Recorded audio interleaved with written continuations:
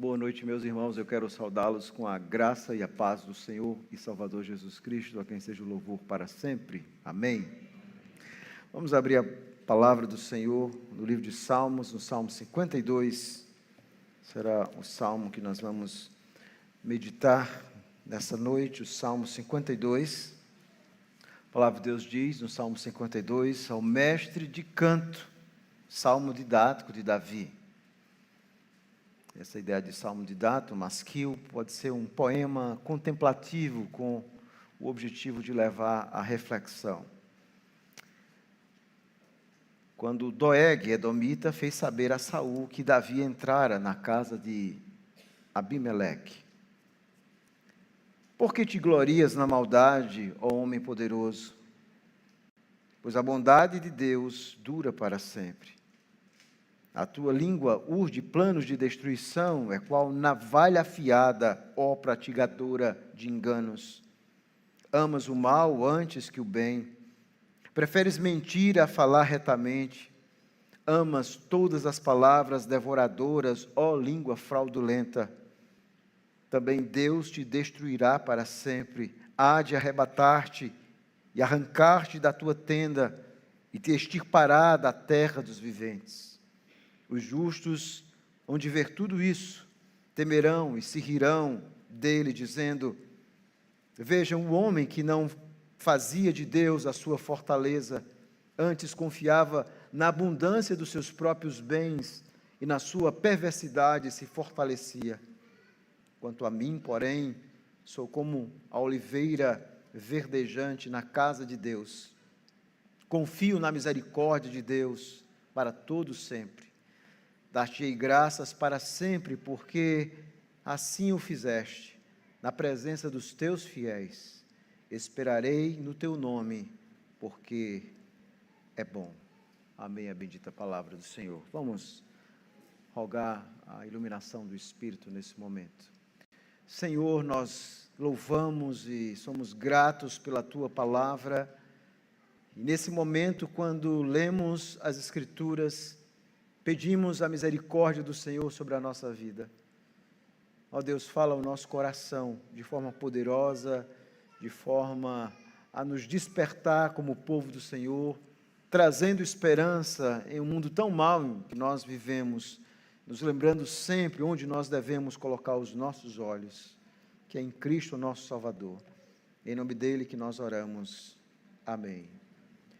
Meus irmãos, nesses últimos meses, todos nós em nosso país ficamos mais uma vez profundamente decepcionados com um terrível esquema de corrupção que foi desvendado. E esse não é o último e não foi o primeiro. Quantos escândalos nós não temos visto ao longo desses anos? Mensalão, Lava Jato, mais um escândalo agora. De fato, a corrupção parece sistêmica em nosso país. Diversas esferas nós vemos isso, executivo, legislativo, judiciário, eclesiástico, sim, no meio de tantas igrejas nós vemos também a corrupção.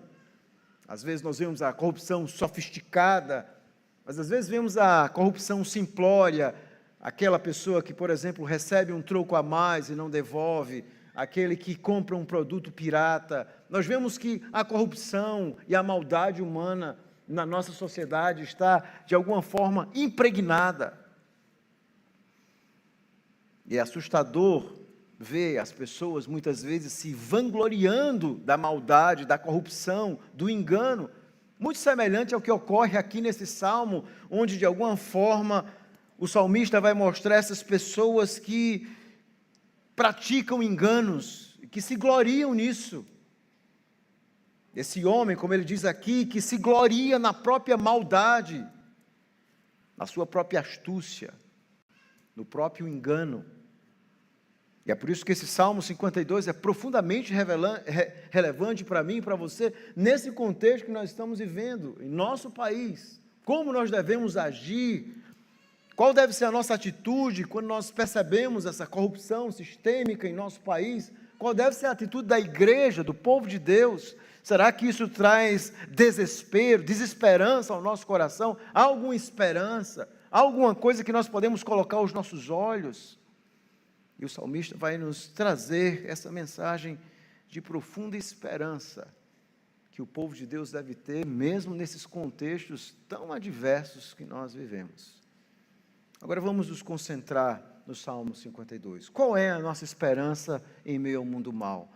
Essa é uma resposta maravilhosa do Salmo 52. O Salmo 52, meus irmãos, é uma representação gráfica dessa realidade.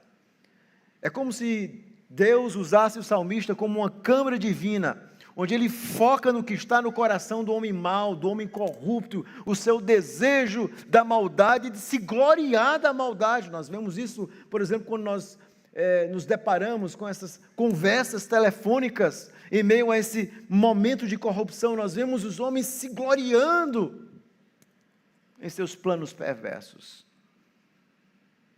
Mas essa é a realidade, não de hoje, é uma realidade antiga que há no coração do homem. E aqui no Salmo 52, Deus começa com essa câmera divina, com essa lente telescópica, expor a natureza podre do homem, sobretudo daqueles que são maus e poderosos. Então, que tipo de salmo é o Salmo 52? Vamos analisar esse salmo. Bom, o Salmo 52 está, na verdade, no segundo livro de Salmos. O livro de Salmos são 5 livros. E o Salmo 52 está no segundo livro, que vai do 42 ao 72. O salmo é descrito aqui como um poema profundamente contemplativo. E de alguma forma nós encontramos aqui no título uma descrição que situa um pouco o salmo. Observe que diz que foi ao mestre de canto, quando Doeg, edomita, fez saber a Saul que Davi entrara na casa de Abimeleque. E o contexto é muito simples, nós vamos encontrar lá em 2 Samuel, quando Davi está fugindo de Saul, e ele então chega ali em Nobe, e ele então encontra a ajuda dos sacerdotes. Esse homem perverso, Doeg, informa então a Saul, e Saul então vai com o seu poder e mata aqueles sacerdotes ali a sangue frio. Uma atitude terrível, perversa de Saul, de Doeg. É dentro desse contexto que Davi então percebe a maldade que há no coração do homem, como de Saul, como de Doeg, como de tantos outros homens que têm prazer na mentira, no erro, na maldade. E o Salmo 52, então, faz esse contraste entre os ímpios e os piedosos, entre aqueles que temem e os que não temem a Deus. De alguma forma, o Salmo 52 retoma aquilo que nós encontramos no Salmo 1, a diferença do justo e do ímpio. Esse é um salmo onde aparentemente nós encontramos uma profunda desilusão. Doeg havia delatado Davi. Ele trai e executa os sacerdotes de Nobe que ajudam a Davi. 85 sacerdotes são mortos.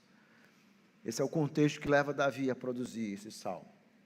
Mas sempre que nós lemos um salmo, nós temos que nos perguntar que tipo de salmo é o que nós estamos lendo. Bom, esse salmo aqui é um salmo cujo gênero é híbrido. É um salmo complexo, porque, por um lado, ele tem elementos de sabedoria. Nós vamos ver isso no salmo. O que é sabedoria?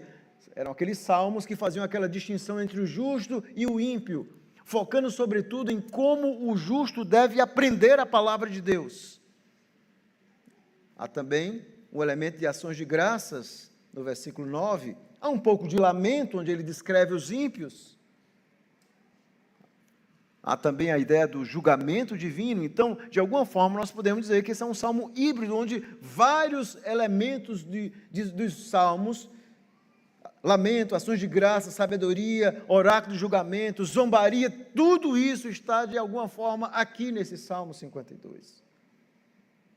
No geral, o Salmo tem um tom positivo, e é também, ao mesmo tempo, no meio de tudo isso, um salmo de confiança. É assim que o Salmo termina no versículo 8 e versículo 9, onde Davi diz que vai confiar na misericórdia de Deus, onde ele vai esperar na bondade de Deus. É um salmo de confiança em meio a tanta maldade.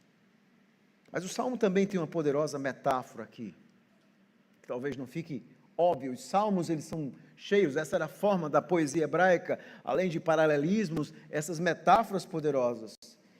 E aqui nós vamos encontrar essa metáfora de forma poderosa no versículo 5, quando mostra os ímpios como uma árvore desenraizada e extensa. Veja que contraste ele faz aqui no versículo 5. O ímpio é aquele que é apresentado em linguagem pitoresca como uma árvore arrancada, como uma tenda caída. Os ímpios serão arrancados, como uma tenda, a sua tenda cairá. O versículo 5 também: Deus te destruirá para sempre, há de arrebatar-te, há de arrancar a tua tenda e te extirpará da terra dos viventes.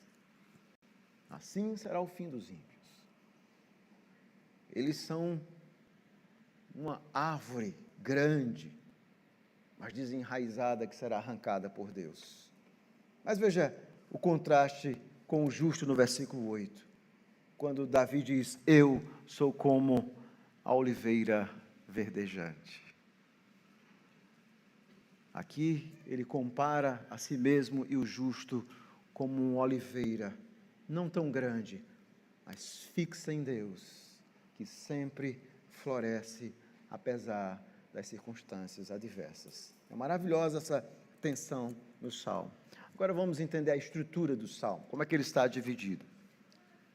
Esse Salmo é aquilo que nós podemos chamar do Salmo sanduíche, e essa era a forma de se pensar da poesia hebraica, onde aquilo que está no começo tem a ver com aquilo que está no final. E nós vamos ver exatamente isso. Observe que o Salmo começa falando a insensatez daquele que é mau, no versículo 1 a 4. Porque te glorias na maldade, ó poderoso. Então o Salmo começa com essa pergunta gloriosa e começa então contrapondo a maldade do homem com a bondade de Deus. A palavra hebraica aqui, chesed, é o amor pactual de Deus. O Salmo começa dessa forma, mostrando a insensatez dos maus, contrapondo isso com a fidelidade pactual de Deus para com o seu povo. Deus nunca vai esquecer o seu povo. E o Salmo então termina no versículo 8 e 9 com a confiança do justo. Veja que contraste.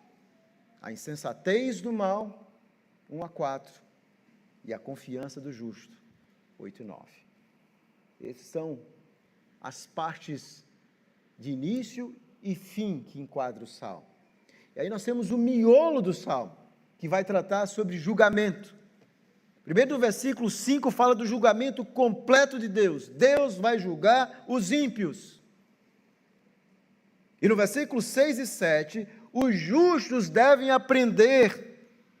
Com esse julgamento, nós devemos aprender ao ver Deus julgando os ímpios. Nós temos que tirar lições para a nossa vida. Essa é a ideia do miolo do Salmo. O juízo de Deus é uma lição de sabedoria para todos nós, sobretudo quando Deus está julgando a impiedade dos homens. Então essa é a estrutura do Salmo. Então qual a ideia central do Salmo, a tese, o argumento central, que será também o tema do sermão? Esse Salmo fala, meus irmãos, a respeito de um alerta aos poderosos maus e o consolo dos justos no julgamento divino. Um alerta aos poderosos maus e o consolo dos justos no julgamento divino. E há 4 ideias, como nós vimos. Primeiro, a insensatez dos maus e a eterna bondade pactual de Deus, de 1 a 4. Segundo, o juízo de Deus e a extirpação dos maus, que é o miolo que nós encontramos aí, no versículo 5. Terceiro, a sabedoria dos justos, derivada do julgamento de Deus. Então, nós aprendemos quando Deus está julgando, versículos 6 a 7. E por último, a confiança pactual e a esperança dos justos, no versículo 8 a 9. Então, aqui nós temos um alerta aos homens maus, mas também nós temos o consolo dos justos no julgamento divino. A insensatez dos maus, o juízo de Deus, a sabedoria dos justos e a confiança e esperança pactual. São essas 4 ideias que nós encontramos no Salmo. Vamos começar com o início do Salmo, do versículo 1 a 4, onde o salmista começa falando da insensatez dos maus e a eterna bondade pactual. Veja esse contraste. O Salmo começa com uma pergunta poderosa: por que te glorias na maldade, homem forte? Ou o forte se gloria na maldade. O tradutor, algumas versões traduzem como homem forte, guerreiro. A ideia aqui é de força, de alguém forte. E o salmista começa exatamente dizendo isso, Davi, que a tendência do homem é se gloriar na própria maldade. O que é se gloriar? É se encher, é dar louvor à sua astúcia, à sua capacidade de fazer o que é mal. Então aqui no versículo 1 e 2, ele então mostra como o homem se gloria, o homem forte e poderoso, ele se gloria na sua própria insensatez. Essa é a ideia do homem mau, ele se gloria no que é mau, e nós vemos isso, as pessoas fazendo o que é mau, e elas riem, elas contam com alegria, elas fazem os seus estratagemas de corrupção, de maldade, e elas então se alegram, porque elas acham que nada lhes acontecerá. Mas o salmista vai contrapor isso com outra ideia maravilhosa. Ele fala que a bondade de Deus dura para sempre. Ele está dizendo, por que vocês se gloriam na maldade, se a bondade de Deus dura para sempre? Nós temos que entender essa ideia aqui do salmista. O que é a bondade de Deus? A palavra que ele usa aqui no hebraico para bondade é a palavra chesed, que significa a ideia do amor pactual, do fato de que Deus entrou em aliança com o justo, de que Deus salvou, sobretudo, entrou em aliança com Israel, mas especialmente com Davi e com aquele que é justo, daquele que serve a Deus. Essa é a ideia, esse amor pactual de Deus. Então, essa ideia do amor pactual de Deus vai ser repetida mais à frente no versículo 8, quando ele diz assim, lá no final do Salmo, confio, e o tradutor traduz agora por misericórdia, mas a mesma palavra, tá bom? Bondade no início e misericórdia no final, ou seja, eu confio na chesed de Deus, eu confio na misericórdia, no amor pactual de Deus, na aliança que Deus fez comigo, no amor pactual de Deus para o seu povo. E aqui é interessante a ideia, você percebeu? Por um lado, nós vivemos em um mundo, aliás, que ama o mal e a maldade, e Davi está dizendo, por que vocês se exaltam? Vocês que estão numa posição de poder, de glória, por que vocês se exaltam e se gloriam na maldade? Lembrem do amor pactual de Deus para com o seu povo, que dura para todo sempre. Vocês captaram a ideia? Ou seja, por amor aos fiéis, por amor à igreja, por amor ao seu povo que vive nesse mundo, Deus vai julgar a impiedade. Deus não vai permitir que a impiedade avance a um ponto que seja impossível o seu próprio povo viver nesse mundo. Deus há de proteger o seu povo. O mundo não está desgovernado. Essa é a ideia de Davi. Por que vocês se gloriam na maldade? Lembre-se que esse amor de Deus para com o seu povo, e aplicando na nova aliança para com a igreja, dura para sempre. O salmista está lembrando aos ímpios o amor de Deus pelo seu povo. Esse é um argumento maravilhoso, ou seja, Deus ama o seu povo e Deus há de cuidar do seu povo. Deus sempre vai cuidar do justo. O mundo não está desgovernado, então vocês que são ímpios, tenham cuidado. Deus vai julgar vocês por amor ao seu povo. Ele não vai deixar de ensinar o seu povo, e Ele vai usar vocês para ensinar lições ao próprio povo dele. Ele vai mostrar como Ele derruba os ímpios, aqueles que aos nossos olhos são inderrubáveis, para que o próprio povo dele aprenda a sua lição. Veja que a visão de Davi, a sua cosmovisão do mundo é gloriosa. E ele continua então, no versículo 2, mostrando as características desses ímpios. Primeiro ele faz esse contraste do ímpio e do amor pactual de Deus, essa relação duradoura, que vai trazer segurança verdadeira, ou seja, é nesse relacionamento com Deus que nós temos segurança verdadeira. E agora então, no versículo 2 em diante, ele começa a descrever os ímpios. Ele diz o seguinte, ele vai falar, a tua língua urge planos de destruição, é qual navalha afiada. Ele vai falar da língua, dos planos de destruição. Amas o mal antes que o bem, preferes mentir a falar retamente. Amas todas as palavras devoradoras, ó língua fraudulenta. Esse é o retrato do mundo, do ímpio, do poderoso, aquele que acha que não há um Deus, que pode fazer o que bem quiser nesse mundo e nada lhe acontecerá. Ele se gloria na maldade, ele se acha intocável, ele esquece de Deus, ele tem planos de destruição, ele ama o mal, ele ama a mentira, ele ama as palavras destruidoras. É isso que nós chamamos essa maldade, essa corrupção, que está lá no coração do homem. Qual é a fonte de toda essa corrupção, de toda essa maldade que está no coração do homem? Jesus vai dizer isso lá em Marcos, no capítulo 7. Ele vai mostrar de forma muito clara de onde é que vem isso, essa maldade que está no coração do homem. Veja como Jesus descreve em Marcos capítulo 7, de forma tão clara o que é o coração, no versículo 21 a 23, Marcos 7, ele diz assim: porque de dentro do coração dos homens é que procedem primeiro os maus pensamentos, a prostituição, os furtos, os homicídios, os adultérios, a avareza por amor a coisas, as malícias, o dolo, a lascívia, a inveja, a blasfêmia, a soberba, a loucura. Todos esses males vêm de dentro e contaminam o homem. Isso é o retrato do coração humano. Isso é o retrato de tantas e tantas pessoas que nós ouvimos a respeito da televisão e nas redes sociais sobre a corrupção. Esse é o retrato deles.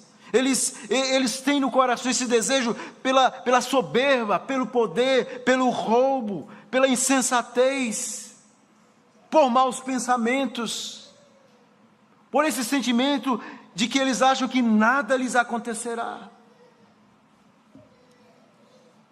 É por isso que aqui o salmista mostra de forma muito clara, como um espelho, o que é o coração do homem poderoso. Se você quiser saber o que é o coração de uma pessoa que envereda pela corrupção, de um político que ama o dinheiro, de um pastor que extorque as suas ovelhas, se você quiser saber o que é que está no coração dessas pessoas, é isso aqui. Esse é o coração deles. Esse é o retrato que o Salmo 52 vai nos dar. Talvez é um retrato de tantas pessoas em o nosso país. Esse é o retrato que nós estamos vivendo hoje. Mas o Salmo vai dizer que essas coisas não vão ficar assim. O Salmo, no versículo 4, como um grito, diz: ó língua fraudulenta. E logo em seguida, no versículo 5, o salmista então vai mostrar o juízo de Deus e a extirpação dos maus. Há uma pergunta: por que te glorias na maldade, homem poderoso? E agora o salmista vai mostrar a insensatez de você se gloriar na maldade. Por que é insensato? Porque é loucura seguir por esse caminho. Agora ele vai mostrar no versículo 5, veja o que ele diz. Ele vai falar do juízo de Deus. Também Deus te destruirá para sempre. Há de arrebatar-te e arrancar-te da tua tenda e te extirpará da terra dos viventes. Veja que linguagem forte. Há duas metáforas. Primeiro, essa metáfora de Deus arrancando eles. Eles crescem, eles se espalham como uma árvore na terra, mas Deus há de arrancá-los. A sua tenda, a casa deles, será extirpada da terra. Aqui é um alerta, onde o salmista diz: se vocês continuarem homens maus e ímpios, seguindo por esse caminho, vocês vão enfrentar o juízo de Deus nessa vida e vão enfrentar o juízo na eternidade. Há esses dois aspectos envolvidos, um juízo que tem um aspecto presente, mas também eterno. Aqui o salmista está dizendo: atenção homens maus, atenção corruptos, há um Deus no céu e esse Deus vai julgar vocês. A riqueza de vocês, a vanglória de vocês, a conquista de vocês, tudo que vocês fizeram por mentira, isso vai ser a ruína. O sorriso de vocês se transformará em lágrimas. E essa é a mensagem que a igreja do Senhor é chamada a dizer nessa geração ímpia. Atenção, burladores da lei, aqueles que enganam, compradores e vendedores de produtos pirata, infratores de trânsito, negociadores de muamba, roubadores, furtadores do alheio, público ou privado. Há um Deus no céu, essa é a mensagem da igreja. Atenção, quadrilhas organizadas para roubar o dinheiro público, quadrilhas que roubam pessoas, há um Deus no céu, Ele vai julgar vocês. Atenção, pastores ladrões que vivem explorando os fiéis, igrejas que são mais organizações criminosas do que a igreja, atenção, há um Deus no céu que vai julgar vocês. A mensagem é que Deus vai derribar e vai arrancar os ímpios. E eles devem se arrepender. Uma mensagem muito dura do salmista. E de onde vem essa certeza dele? Do caráter e da natureza de Deus. Um Deus santo e puro, puro de olhos, não ficará inativo para sempre. No tempo certo, Ele há de colocar os ímpios no lugar escorregadio. Esse era o dilema de Asaf, não é? Quando ele começa a olhar os ímpios e diz, parece que nada acontece com eles, pastor. Eles estão sempre soltos. As pessoas dizem, você já viu alguém rico, poderoso, preso em nosso país? Mas a palavra de Deus fala de um juízo fulminante, presente e futuro, que virá sobre eles. E agora o Salmo vai ter um outro movimento no versículos 6 e 7, onde o salmista vai mostrar a sabedoria dos justos, que é derivada do julgamento de Deus. Nós temos que aprender, à medida que nós vamos vendo essas coisas sendo descobertas, à medida que nós vemos a ruína dos ímpios, nós agora somos chamados, e o salmista vai fazer isso. Veja o que ele diz no versículo 6, os justos hão de ver tudo isso, temerão e seguirão dizendo.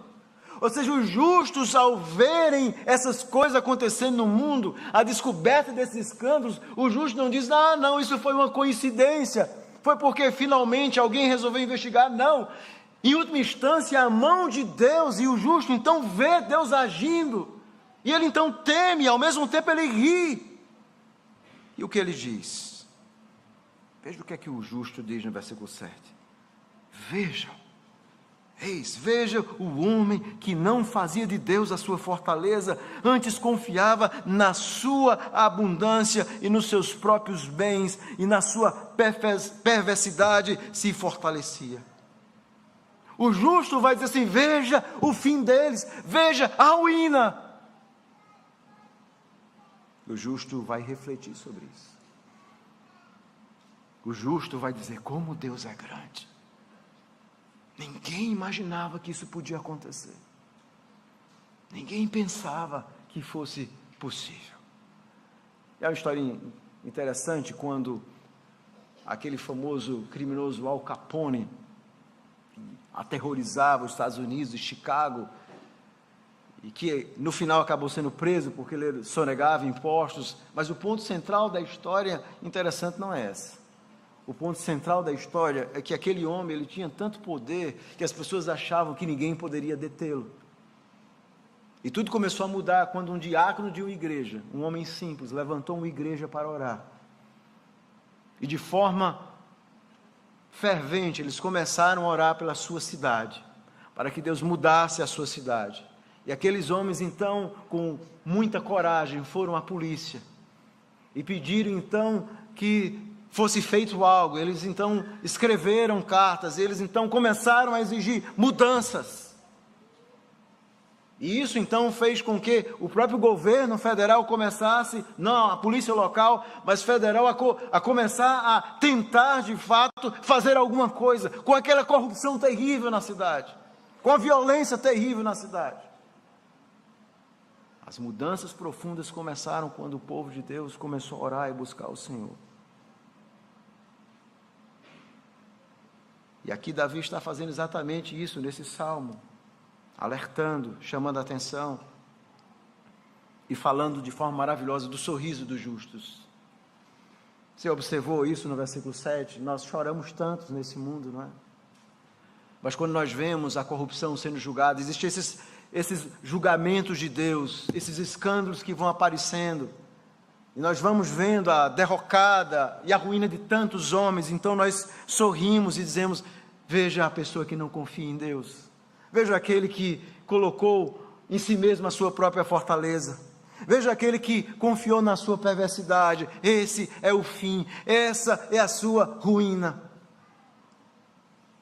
Ou nesse mundo, e sobretudo no mundo futuro, o justo rirá-se ao ver o juízo de Deus sobre a terra.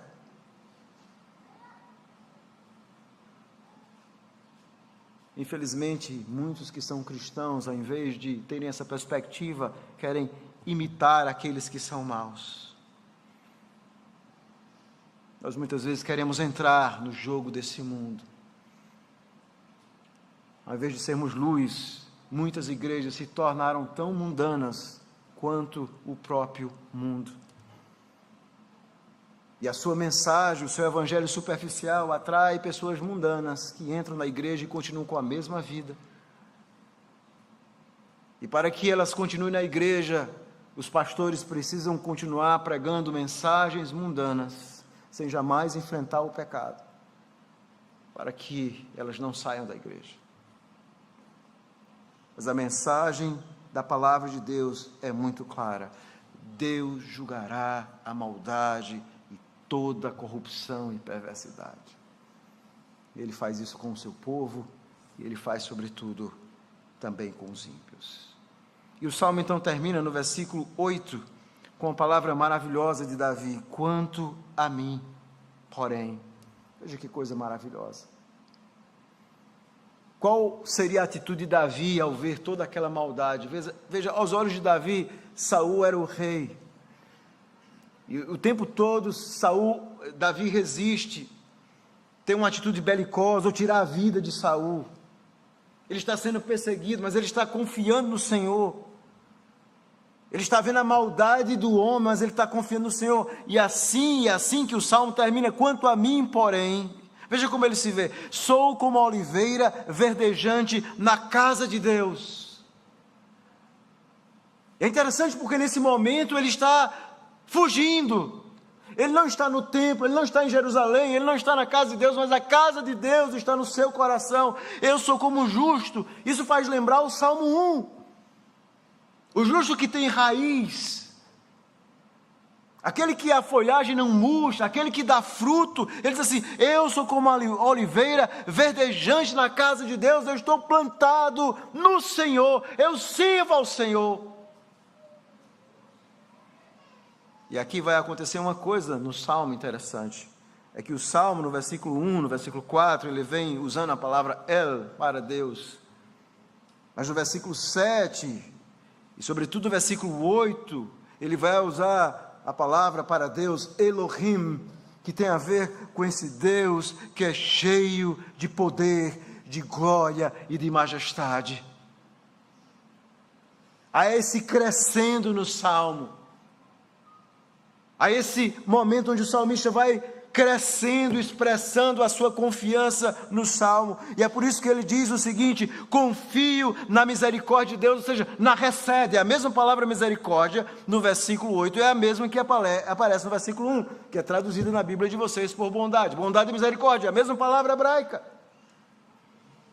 E ele então: quanto a mim, eu confio na recede de Deus, para todo sempre. Deus não vai abandonar o seu povo, Deus não vai esquecer da sua aliança, Deus não vai deixar o seu povo minguar nesse mundo mal. Deus há de cuidar do seu povo, sempre.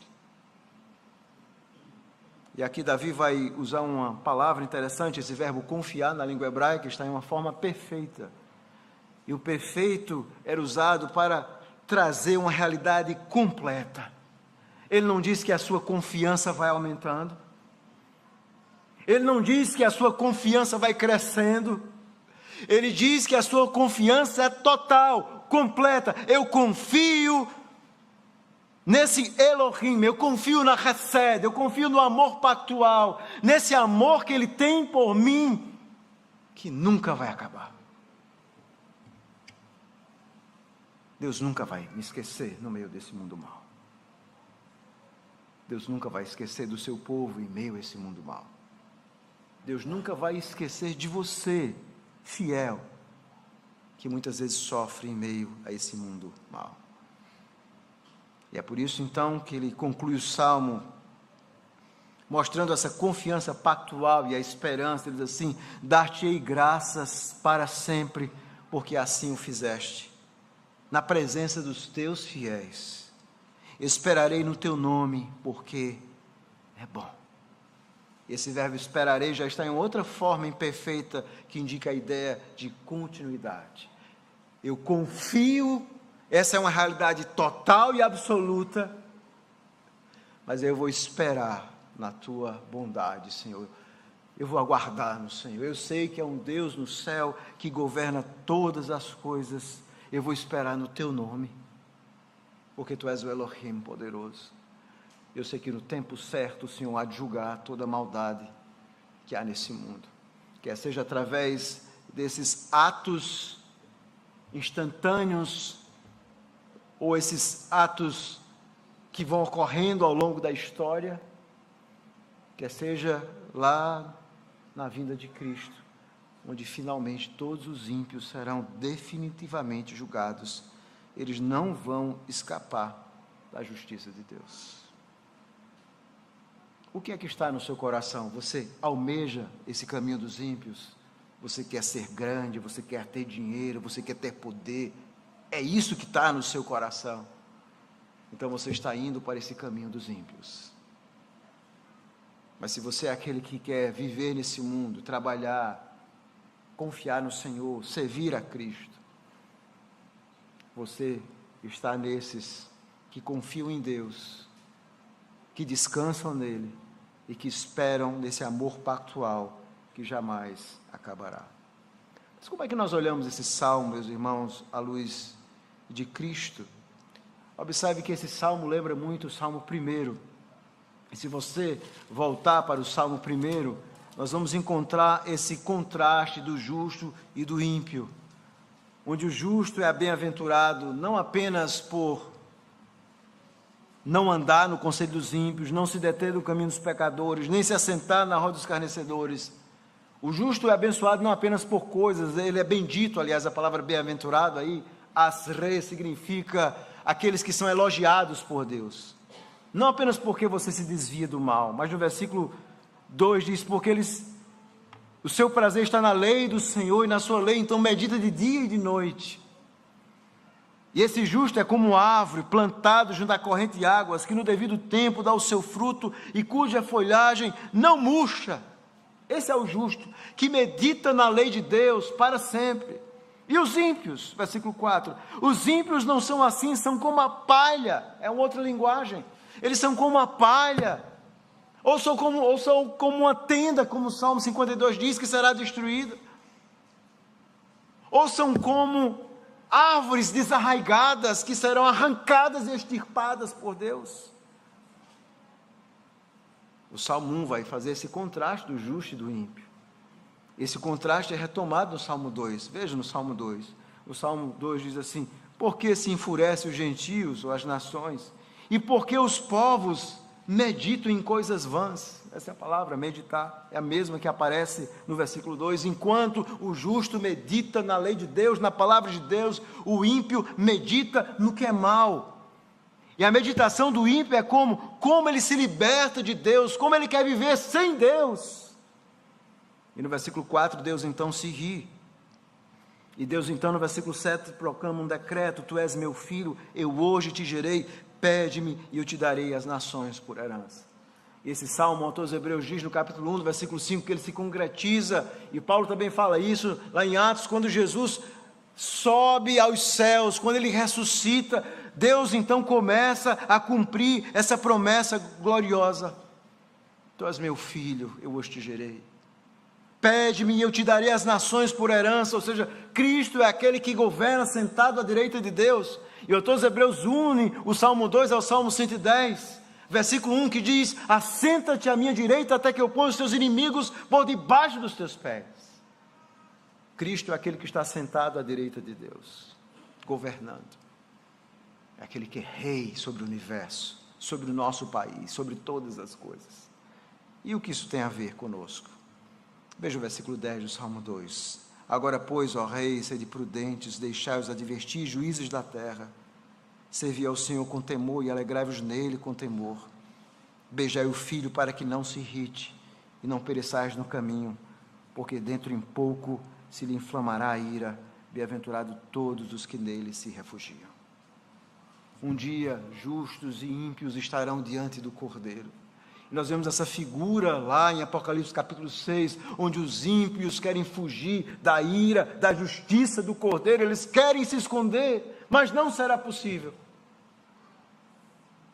Ou seja, o Salmo fala exatamente a respeito desse contraste entre justo e ímpio. Mas o Novo Testamento vai nos dizer que Jesus, o justo, perfeito, se fez carne, morreu, ressuscitou, o descendente de Davi, e agora está sentado à direita de Deus, governando, e o destino de todas as pessoas estará e será definida a partir desse trono. Então, se você é um ímpio, se você é um corrupto de coração, se arrependa nessa noite, e lembre-se desse rei que um dia você estará dentro dele. Se arrependa nessa noite, para que você não experimente o juízo de Deus. E esse mesmo rei, assim como Davi alerta os ímpios, o amor ao dinheiro, Jesus vem como descendente de Davi, ele faz isso sobretudo no seu ministério, alertando sobre o perigo da riqueza, o amor à riqueza. Onde está o tesouro? Jesus diz, ali estará o teu coração. O tempo inteiro Jesus está advertindo sobre o perigo da riqueza, do amor ao dinheiro, do que é o nosso coração. E acima de tudo nos ensinando, como lá no Sermão do Monte, a construirmos a base da nossa vida sobre as suas palavras, sobre a rocha e não sobre a areia.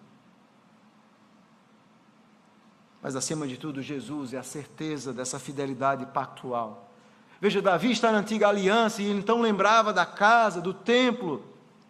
E ele tinha essa certeza, Deus não vai esquecer de mim, eu sou justo, eu estou dentro da aliança, eu sirvo a Deus. Então, quando ele ia para o templo e via aquele sacrifício, ele lembrava do juízo de Deus sobre os ímpios, sobre o pecado, e lembrava do amor de Deus. Mas imagine nós que estamos na nova aliança, que não olhamos mais para sacrifícios de animais, mas olhamos para a cruz do Calvário, olhamos para o sangue do Salvador, e nos lembramos do amor de Deus pelo seu povo, pela sua igreja, por mim, por você. Nós nos lembramos da recede, desse amor eterno de Deus. Amor que nunca vai falhar. Ele é a certeza dessa fidelidade pactual de Deus. Ele é o mediador dessa nova e gloriosa aliança. E a cruz nos lembra da graça e do amor de Deus, e traz paz ao nosso coração. E o que é que você diz? Você diz como Davi, de uma forma muito mais profunda, eu confio na recede, no amor pactual de Deus, eu confio em Cristo. Em meio ao mundo mau, onde nós temos tantas incertezas, a certeza que nós temos é que o Senhor está cuidando de nós, nesse nosso país mau e corrupto. Deus está cuidando de nós. Ele é a nossa esperança. E nós então, em meio ao mundo mau, ao invés de reclamarmos, o que é que nós fazemos? Nós começamos a dar graças a Deus. Nós começamos a bendizer a Deus. Nós tiramos o pessimismo, o praguejamento. Há muitas pessoas que assistem jornal, começam no da manhã e terminam da noite, que diz a mesma coisa, é a mesma notícia. E você então é envolvido pela notícia, e você diz, meu Deus, o mundo está perdido, está tudo acabado. E você então adquire a cosmovisão de um ímpio. Mas aqueles que compreendem a palavra de Deus, eles dizem, eu confio no meu Deus nesse mundo. Eu espero por Ele, porque eu sei que Ele é bom. E eu quero louvar este Deus. Esse mundo não está desgovernado. E quanto a vocês ímpios, tenham cuidado, porque o mesmo Deus que levou o seu Filho à cruz, e a cruz é o símbolo do seu amor, é o Deus também que mostra como o pecado é grave aos seus olhos, pois ele teve que sacrificar o seu próprio Filho. Cuidado, ímpios. Cuidado, ímpios. Meus irmãos, quando nós vemos as estimativas de corrupção em termos de valores, o nosso coração fica desalentado. Aproximadamente 100 a 500 bilhões por ano são roubados em nosso país. De acordo com a Fiesp, 1,38 ou 2,3 do nosso PIB é roubado através da corrupção, desviado da corrupção. São de 140 a 230 bilhões anuais. Segundo a ONU, estima-se que globalmente 5% do PIB mundial é desviado. São 500 bilhões de reais. O Brasil, segundo os dados da Transparência Internacional, o Brasil está na posição 107 entre 182 países. Você tem ideia? Nós somos o 107 mais corrupto.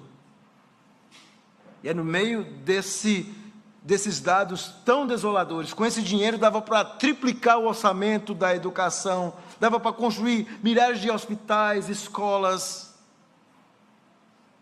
Essa é a realidade que nós vivemos em nosso país. E de onde é que vem essa corrupção? O salmista está dizendo, é do coração pecador. Mas nós muitas vezes olhamos a corrupção dos nossos governantes, mas esquecemos os pequenos atos de corrupção da nossa nação, do nosso país. Não enxergamos as pessoas que vão cometendo esses atos de corrupção, que encontra o dinheiro caído no chão e não devolve, que encontra o celular e não devolve. Nós vamos vendo isso, e a fonte está no coração pecador. E o remédio para o coração pecador é o arrependimento. É por isso que as aplicações desse texto são muito claras. A glória da vida não está em poder e riqueza, mas em conhecer a Deus e ao seu Filho Jesus. Essa é a glória. Não busque essas coisas. Se Deus abençoar você financeiramente, amém. Mas não coloque o seu coração nessas coisas. Coloque os seus olhos em Cristo. Não faça tudo para enriquecer, porque com certeza você entrará no caminho dos ímpios. Toda maldade humana, e essa é uma lição desse salmo, é julgada e será definitivamente julgada por Deus. Toda. Então não ache que as coisas ficarão impunes. Os homens podem fugir da justiça dos homens, mas não fugirão da justiça de Deus. E nós somos chamados como igreja do Senhor para pregarmos e denunciarmos o pecado e a corrupção desse mundo, quer seja estatal, pessoal, eclesiástica. E nós vamos vendo como a corrupção em nosso país, ela vai se entrelaçando. Existem várias coisas que ajudam na corrupção, que nós já estamos tão acostumados com ela. O que é que motiva, o que é que contribui para a corrupção? Primeiro, a burocracia, não é? Quanto mais burocracia, mais corruptos serão aqueles que vão ter a solução para resolver o seu problema. Esse é um elemento da corrupção. A usurpação de poder, cada vez mais o Estado, então, ele quer ser grande, tirar o seu dinheiro através de impostos e impostos. Por quê? Porque ele precisa de mais dinheiro para manter a corrupção. Impostos e leis ímpias, cada vez mais impostos que não são justificáveis biblicamente para alimentar esse sistema. E aí vem a pior parte, que é a imposição e a parcialidade jurídica, impondo essas leis, muitas vezes, que são antibíblicas. Nós então vamos nos acostumando a tudo isso. E como igreja nós temos que começar a denunciar o pecado. Denunciar os governantes, os partidos políticos, aqueles que têm visões que são contrárias à palavra de Deus, que seguem modelos que aumentam a corrupção. Devemos aprender, irmãos, com as ações do juízo divino sobre os maus. Então, ao ver todos esses escândalos, essas investigações, a ruína, a queda de homens, aprenda como esse salmista diz aqui, como ele diz assim, e diz assim: veja tudo isso e tema a Deus. Veja tudo isso e não queira seguir por esse caminho. A escolha do caminho da confiança e esperança pactuais é sempre o melhor caminho. E nós, como igreja, nós somos chamados exatamente isso, a confiar em nosso Salvador Jesus Cristo, a descansar o nosso coração nele e olhar para ele. Não há motivo para nenhum desespero, mesmo vivendo em nosso país. E nós somos chamados a ser luz em nossa família, em nosso trabalho, na nossa vida, para mostrarmos ao mundo que nós podemos viver bem, servindo a Deus, sem seguirmos o caminho da maldade e da corrupção. Nós somos chamados a ser luz como igreja. Nós somos, se você pegar, e esse é um dado triste, né? Os evangélicos são mais de 30% da população do nosso país. Mas qual foi o impacto real disso na nossa sociedade? Você já parou para pensar nisso? Será que aqueles que se dizem cristãos estão no poder, será que eles de fato fazem a diferença? Nós temos que refletir seriamente sobre isso e redescobrirmos essa voz, vamos usar essa expressão profética da igreja, de denunciar o pecado, de denunciar os erros do Estado, de denunciarmos os erros dos políticos, independente de partidos, de não termos ídolos humanos em quem nós olhamos e confiamos, mas olharmos somente para o Senhor e Salvador Jesus Cristo. Ele é a nossa esperança. Não se desespere, olhe para Cristo, confie nele e viva uma atitude de ação de graça, sem nenhum desespero, vivendo no Brasil.